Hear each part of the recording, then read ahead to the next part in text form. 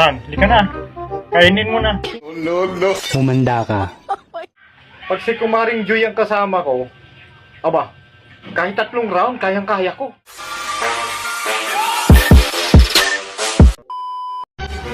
Han, halika na.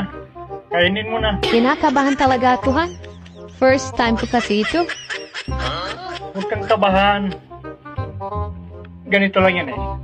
Diba, sa inyo may mga tanim kayong gulay, gaya ng upo, talong, patula. Parang ganun lang din yun. Kaya dapat sanay ka na. Oo nga, Han. Sanay naman akong kumain ng upo, ng talong, at saka ng patula. Pero okra, hindi talaga ako kumakain ng okra eh. Grabe ka naman sa okra.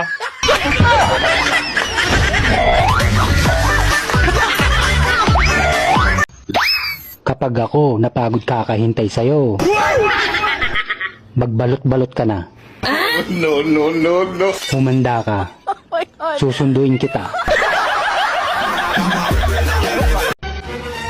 Hoy, magaling na lalaki. Nag-check-in ka sa sugo kahapon, may kasama kang babae. Akala mo hindi ko malalaman ha? Di ka naman kapag kailan na yun. Hindi! Wala! Hindi totoo yan!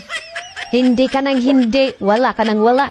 Ito oh, nakuhanan pa nga kita ng picture. Akbay-akbay mo yung babae. Malatas na ebidensya yan. Patingin?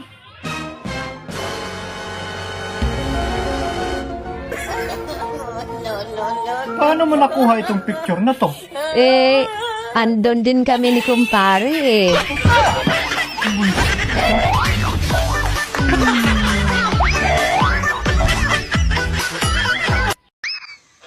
Kami mga babae. What? Para kami mga kalsada. Madulas. Kapag nababasa.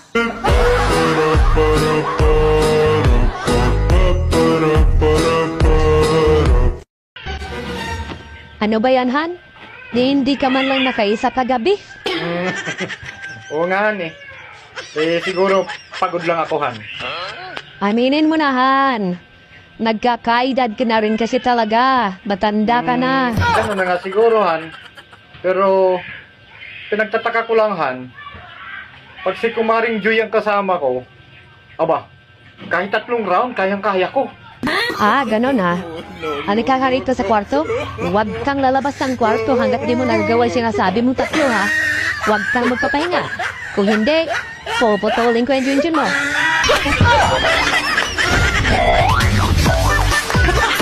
Miss, yung ganda mo, pag naging tayo, kahit gumawa ka ng kasalanan, matatawarin kita. Wow. Marupok ako eh. Bagong ligo ang asawa ko ngayon ah. Naku, babe, hindi ako pwede ngayon. May appointment ako bukas sa ubi ko. Nakakaya naman pag may nakita siya sa loob.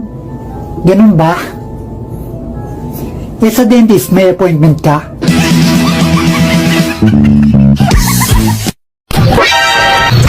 Kung alam mong masarap ka, magpatikim ka. Sana Huwag kang madamot.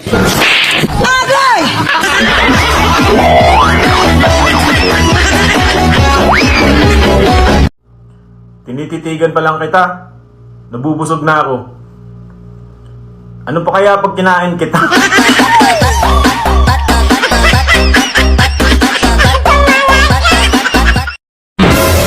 Balita ko, maitim daw ang tuhod mo. Eh paano? Luhod ka ng luhod kahit sa maling tao.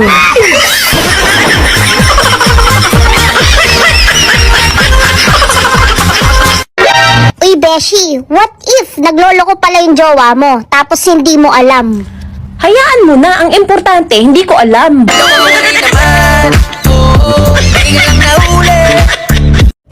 Uy, Be, alam mo parang wala kang pinoproblema. Akala mo lang yon, pero nalulunod din ako sa problema. Nilalangoy ko lang.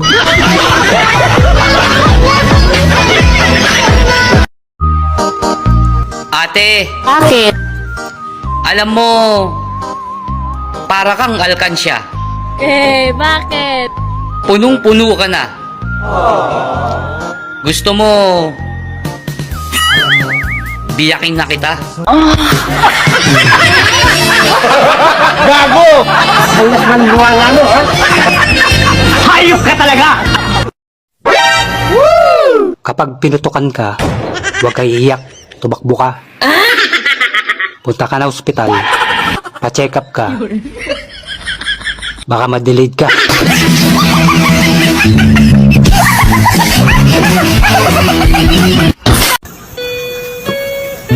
Bumaba na ang presyo ng bulaklak sa Dangwa. Ate, tanong ko lang.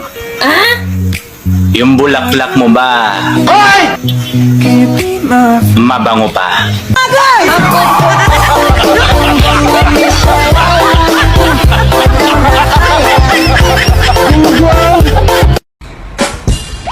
Wow, ang ganda niya. Pero iniwan.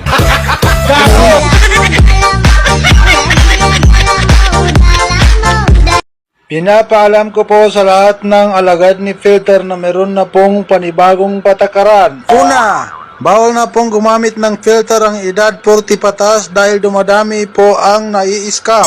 Dahil hindi lang daw po pampakinis, pampaganda ang ginagamit nila dahil kahit pampabata ay ginagamit na po nila. Kaya kahit uugod-ugod na ay nagmumukha pa rin teenager. Kaya marami po ang nai-scam. Pangalawa, bawal na rin gumamit ng filter ang mga kulang ang ngipin na mahilig mag-smile dahil wala pong available na ngipin si filter. Tatlo, bawal na din gumamit ng whole body na picture para sa filter dahil nahahalata po na nag-filter kayo. Dahil ang filter ay para lang sa mukha, hindi nakasali ang katawan. At ang pang-apat, siguraduhin daw na kung nag-a-apply kayo ng filter ay hindi nadadamay ang inyong background. Ang hindi susunod sa patakaran ay hindi na muli makaka-install ng filter. Maraming salamat po. Wala naman talagang lalaking babaero. Bakit? May narinig na ba kayong umamin? Kung ang mga babae ay bulaklak, ano naman ang mga lalaki? Kayo, yung mga bubuyog na sumisira sa aming mga bulaklak. Kapag ako napagod, kakahabol sa'yo. Gagapangin na lang kita.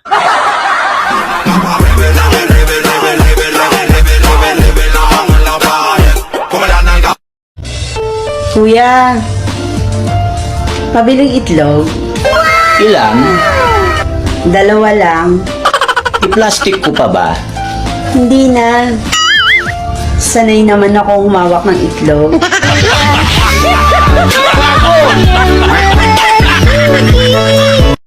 Pagdating sa kalibugan, tuwang-tuwa ka, Diyos ko. Siyempre, masarap yun. Ako din. Niligawan ka sa chat, sinagot mo rin sa chat. Oh no! Nasaan ang love doon? Nasa signal.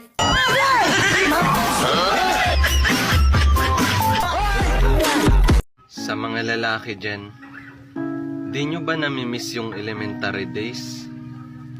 Tamang laro lang ng Jolen, kasama mga classmates mo. Kayo girls, di nyo ba namimiss yung elementary? Alam nyo yun? Tamang pasok lang, kahit walang panty.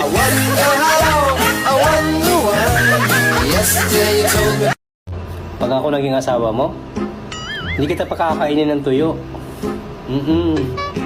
Hanggat hindi nauubos yung asin. Ate, alam mo bang maganda ka? Siyempre naman. Wow. Alam mo din ba na sexy ka? Siyempre naman. So, alam mo pala na wala kang dibdib. Teka, ba't napunta sa dibdib?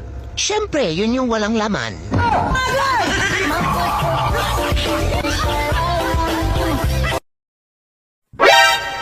Kuya, kung ipapakain ko sa iyo ang maniko, ano ang gusto mo? Nilaga? Adobo? O hilaw?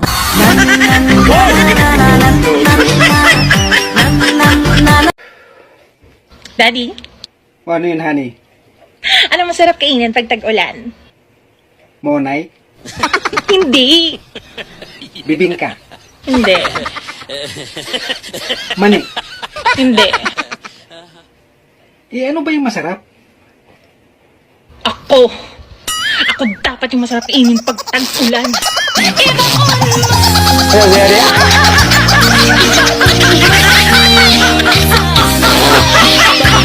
Anong kulay ng utot ng lalaki at utot ng babae?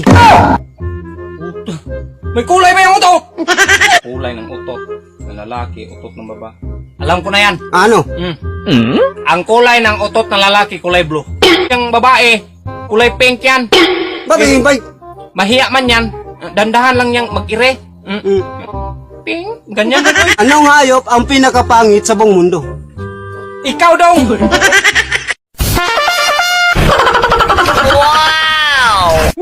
Bagong ligo yung asawa ko ah. Hindi ako pwede ngayon. May lakad kami ng mga kaibigan ko. Ganun? Sayang naman tong pera ko. Wala akong paggagamitan. Aray! Ang sakit naman ng ulo ko. Hindi na yata ako matuloy. Galing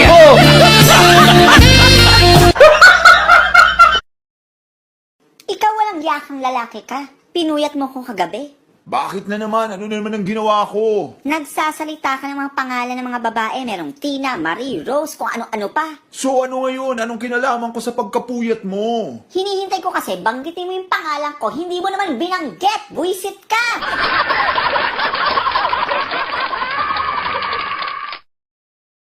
Hindi lahat ng kasal nagsisimula sa will you marry me? Yung iba nagsisimula sa Buntis ako! At ikaw ang ama.